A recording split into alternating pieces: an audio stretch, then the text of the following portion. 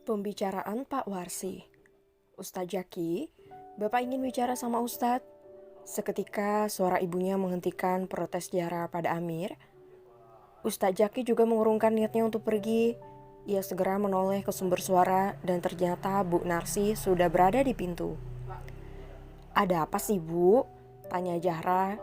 Ia sudah merasa ada yang tidak baik akan terjadi setelah ini. "Ibu manggil Ustadz Jaki, bukan kamu?" ucap ibunya membuat Zahra terdiam. Sepertinya ibunya masih sangat marah padanya. Selama ini ibunya tidak pernah ketus atau memarahinya, meskipun ia sering berbuat salah dan semaunya sendiri. Tapi malam ini sikap ibunya sungguh berbeda, membuat rasa bersalah Zahra semakin kuat. "Baik, Bu, boleh saya masuk? Izin Ustadz Jaki." "Silakan Ustadz." Bu Narsi memberi jalan untuk Ustadz Jaki dan mengikutinya di belakang. Setelah Ustadz Jaki masuk, Zahra pun memilih duduk di kursi yang ada di teras disusul oleh Amir. Masmu nggak kamu kasih tahu kalau bapak kamu sakit?" tanya Amir sesaat setelah ia duduk. "Ah iya, kenapa bisa tidak kepikiran ya?" Zahra pun segera berdiri dan mengambil ponselnya yang ia tinggalkan di meja ruang tamu. "Mau kemana, Jah?" "Ambil ponsel, Mas. Kepo banget," gerutu Zahra. Tapi ia segera kembali setelah mendapatkan ponselnya, karena jarak meja ruang tamu dan pintu tidak jauh, hanya beberapa langkah saja. Ia kembali duduk dan melakukan panggilan pada Imron, kakak laki-lakinya yang tengah bekerja di kota. "Assalamualaikum, Jah. Ada apa malam-malam telepon, Mas?" "Waalaikumsalam. Bapak, Mas. Bapak kenapa? Bapak kena serangan jantung." "Kamu pasti buat masalah lagi ya? Kamu itu sudah dibilangin jangan terus buat bapak sama ibu susah. Sudah besar masih saja sulit diatur." "Kok Mas Imron malah ngomelin Zahra sih, Mas?" "Ya mau bagaimana lagi? Sekarang gimana keadaan bapak? Sudah mendingan?" "Yaudah, Mas mau bicara sama bapak." "Masih ada Ustadz Jaki, Mas, di dalam." "Ya sudah, katakan sama ibu besok Mas akan pulang." "Iya, Mas, nanti Zahra sampaikan." Selagi Zahra menghubungi Masnya, Ustadz Jaki sudah berada di dalam kamar bersama Pak Warsi dan Bu Narsi. "Bagaimana keadaan Pak Warsi?" "Alhamdulillah sudah baikan Ustadz." "Syukurlah kalau begitu. Jangan banyak pikiran setelah ini, Pak. Serahkan semuanya pada Allah, Allah yang akan menjaganya." "Iya Ustadz." "Oh iya Ustadz, saya sengaja memanggil Ustadz ingin menanyakan sesuatu yang penting sama Ustadz." "Menanyakan apa, Pak?"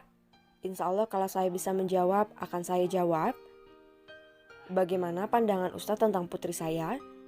Sejenak Ustadz Jaki tampak terhenyak, tapi kemudian ia teringat dengan cerita beberapa tetangga bahwa Pak Warsi jatuh sakit karena putrinya. "Jangan dipikirkan, Pak. Insya Allah Zahra anak yang baik. Hanya saja ia memang perlu bimbingan. Jika Allah sudah membukakan mata hatinya, dia pasti akan menjadi lebih baik." "Begitulah Ustadz."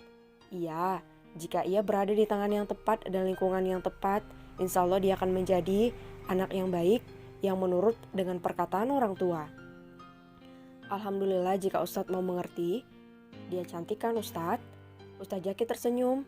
Jika saja kelakuannya tidak seperti itu, dia pasti akan mengagumi gadis itu. "Cantik, Pak, apalagi jika hatinya yang juga baik, dia akan lebih cantik." Setelah perbincangan dengan Pak Warsi, Ustadz Jaki pun berpamitan pulang, karena sekarang bahkan sudah lewat tengah malam. Untung ia datang dengan Amir hingga tidak menimbulkan fitnah. "Tadi Pak Warsi membicarakan apa sama Ustadz?" tanya Amir saat mereka baru saja memasuki penginapan di samping masjid tempat mereka tinggal selama ini. "Bukan apa-apa." "Soal Zahra ya?" Pertanyaan Amir berhasil membuat Ustadz Jaki menoleh padanya. "Benar kan?" Hati-hati Ustadz, jangan sampai jadi bumerang buat Ustadz." "Kamu itu ngomong apa sih, Mir? Sudah bentar lagi subuh, tidur bentar aja." Ustadz Jaki memilih merebahkan tubuhnya di atas kasur lantai bersebelahan dengan Amir. Tapi saat ini bahkan matanya enggan dipejamkan. Ia masih memikirkan soal pertanyaan yang diajukan oleh Pak Warsi.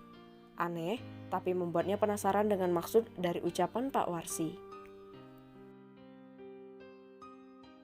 Zahra versus Ima. Pagi ini setelah sholat subuh, Ustadz Zaki seperti biasa pergi ke pasar. Ia selain memasak untuk dirinya sendiri, Ustadz Zaki kerap membagikan makanan gratis bagi beberapa masyarakat yang sholat jamaah di masjid. Memang bukan makanan yang mahal, hanya pisang goreng atau tahu isi, itu pun di hari-hari tertentu, terutama hari Jumat. Hari ini Amir tidak bisa menemani karena ia harus pergi ke rumah orang tuanya. Ustadz Zaki sudah berada di pasar, meskipun orang-orang masih jarang melakukan aktivitas di pagi hari. Jika ke pasar pagi-pagi sekali harganya pasti lebih murah dibanding dengan nanti saat lebih siangan. Alhamdulillah sudah dapat semuanya, ucapnya sambil memeriksa kembali isi tas kreseknya. Segera langkahnya terhenti saat melihat seorang gadis memakai seragam SMA tengah berdiri di depan apotik yang belum buka. Bukankah itu Zahra? Gumamnya, ia memang baru melihat Zahra dengan jelas tadi malam, tapi hal itu tidak membuatnya ragu kalau itu adalah Zahra yang semalam. Ustadz Zaki pun melanjutkan langkahnya, tapi bukan untuk pulang, ia memilih menghampiri Zahra. Siapa tahu Zahra membutuhkan bantuannya. Assalamualaikum Zahra, sapa Ustadz Zaki. Astaga, kenapa dia lagi sih? Di mana-mana rasanya selalu saja ada dia, keluh Zahra dalam hati. Waalaikumsalam, jawab Zahra dengan begitu ketus. Lagi nunggu apotik buka ya? Sudah tahu masih juga nanya, ucap Zahra kesal.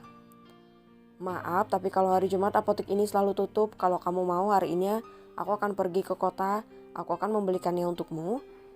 Ide bagus nih. Baiklah, aku nitip ya, ini resepnya dan ini uangnya. Bye. Zahra segera berlalu. Waalaikumsalam Zahra, ucap Ustadz Zaki. Assalamualaikum, teriak Zahra tanpa berniat untuk menoleh lagi pada Ustadz Zaki. Ustadz Zaki hanya menggelengkan kepalanya menatap kepergian Zahra. Setelah itu ia menatap pada selembar uang 100 ribuan dan juga selembar catatan resep yang ditulis oleh dokter semalam. Sepertinya aku tidak akan sanggup, gumamnya lagi kembali menatap Zahra yang sudah hampir masuk ke dalam angkot. Astagfirullahaladzim, ucapnya lagi kemudian berlalu, ia tidak mau memikirkan hal yang tidak-tidak lagi. Hingga ia memilih angkot yang selanjutnya dan turun tepat di ujung gang. Ustadz Zaki tampak kerepotan membawa belanjaannya. Biasanya ia dibantu Amir, tapi kini ia harus membawa beberapa kantong plastik sendiri. Assalamualaikum Ustadz, biar saya bantu. Waalaikumsalam. Ustadz Zaki segera menoleh ke sumber suara, ternyata sosok gadis dengan jilbab syar'inya tengah berdiri di belakangnya. Fatima ya? Iya Ustadz, alhamdulillah kalau Ustadz kenal sama Ima, biar Ima bantu bawa Ustadz. Tidak usah, gak apa-apa, lagi pula kita satu jalan kan Ustadz. Fatima memaksakan diri untuk membawa 2 kantong plastik lainnya. Maaf ya sudah merepotkan Ima. Tidak kok Ustadz, Ima tidak merasa direpotkan. Oh iya, kata Pak Kiai kamu masih di pondok, kok sudah di sini saja? Alhamdulillah Ima sudah. Ima lulus lebih cepat Ustadz dan sekarang Ima sedang fokus sama kuliah Ima. Rasanya setelah bertemu dengan Zahra dan sekarang bertemu dengan Ima, terlihat sekali perbedaannya. Diam-diam Ustadz Zaki mengagumi sosok gadis yang tengah berjalan bersamanya itu. Selain santun, Ima juga cukup berprestasi. Ia juga sangat paham tentang agama, jauh berbeda dengan Zahra. Astagfirullah, kenapa aku membandingkan mereka? Ustadz sedang memikirkan apa? Kalau Ima lihat dari tadi Ustadz melamun. Tidak apa-apa, hanya sedikit masalah saja. Ustadz Zaki tidak bisa mengabaikan apa yang telah dibicarakan oleh Pak Warsi semalam. Ia sudah berusaha untuk melupakan dan menganggap itu bukan hal yang penting, tapi nyatanya tidak bisa. Sudah sampai, terima kasih atas bantuannya. Sama-sama Ustadz. Oh iya Ustadz, karena Ima sudah di rumah, Ima mau daftar jadi peserta pengajian Ustadz. Loh, jangan peserta, kamu harusnya jadi pengisi juga. Saya akan bicarakan hal ini dengan yang lain juga. Tapi Ustadz, Ima mana bisa? Pasti bisa, sayang ilmunya kalau tidak diamalkan. Nanti saya coba Ustadz, tapi Ima masih butuh bimbingan Ustadz. Insya Allah. Ya sudah, Ima pamit ya Ustadz. Assalamualaikum. Waalaikumsalam warahmatullahi wabarakatuh. Ustadz Zaki menatap kepergian Ima. Ima benar-benar wanita idaman bagi semua pria. Cantik, mandiri, soleha, sopan dan berbakti pada orang tua. Ima adalah putri satu-satunya dari Kiai Irsad. Kiai Irsad adalah kiai yang ada di kampung itu. Kiai Irsad sangat disegani di kampung itu.